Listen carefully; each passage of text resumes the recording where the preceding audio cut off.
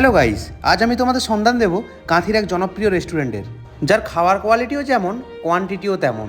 রেস্টুরেন্টের নাম হচ্ছে হোটেল কেপস। দীঘা যাওয়ার পথে কাঁথি সেন্ট্রাল বাস স্ট্যান্ডের কিছুটা আগেই পড়ে, বাম দিকে। ভিতরের অ্যাম্বিয়েন্সটাও খুব ভালো।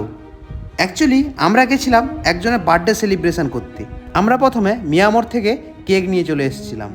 যদি কেউ এখানে বার্থডের কেক কাটতে চাও তাহলে এক্সট্রা চার্জ এখানে লাগে না। প্রথমে আমরা কেক কাটার আগে খাবারের অর্ডারগুলো দিয়ে দিয়েছিলাম, কারণ বানাতে তো একটু দেরি হয়।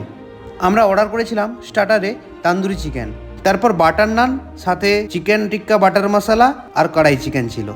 তারপরে এখানকার বিরিয়ানি টেস্ট করতে খুব ইচ্ছা করছিল, তাই আবার অর্ডার করলাম 3টা।